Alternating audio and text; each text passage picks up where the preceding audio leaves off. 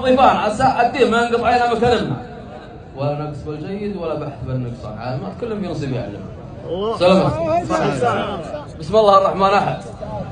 الواحد الفرد الصمد ما له شريك ولا ولد سبحان رب العالمين.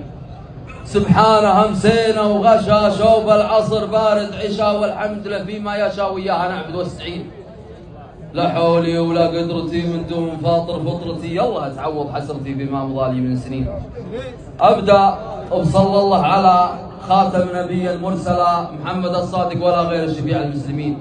من بعدها زين الكلام المسلم صلى وصام وعاد عيده في سلام وضى وصلى ركعتين. ما به ختام وما بدا نظم المروبع بالحدا هذه ما هي قصيدة منتدى هذه لكم يا الحاضرين يقولها واحد بلي قبيلة المجد العلي قبل النبي المرسل أهل الرماح الضاربين. الكبش حتى ينحني والسيف حتى ينثني والقطف حتى ينجلي والنور حتى يستبين.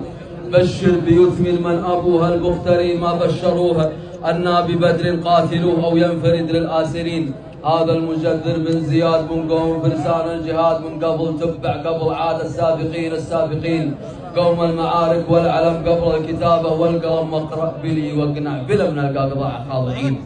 فاحفظ كتابك لا قرأت واسأل قضاء إن أخبرت واخبر أناسا ما درت عنا ذويها الأولين.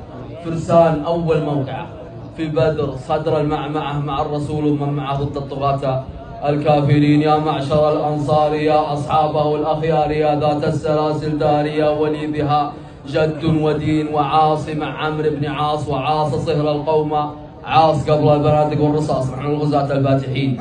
يا فاتحين اسبانيا وطارق الربانيا طرقتم البيبانيا جرد السيوف مكبرين يقول سلطان الوثر يكفي قليلي عن كثر هذا طريقي والاثر ما انتم عليه مضيعين.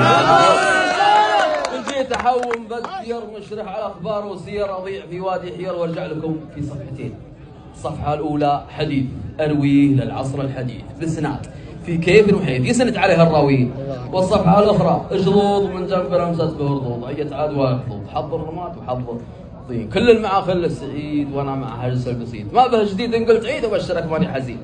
لكن مطلوب الحضور يفرض على كيف الظهور والمعذره عند القصور وانا رهينه الحاضرين والذوق كل له نظر الله يذيب اللي نظر في حالنا انا بشر ونا نجود مقصرين ونا نجود مقصرين وسلامتكم.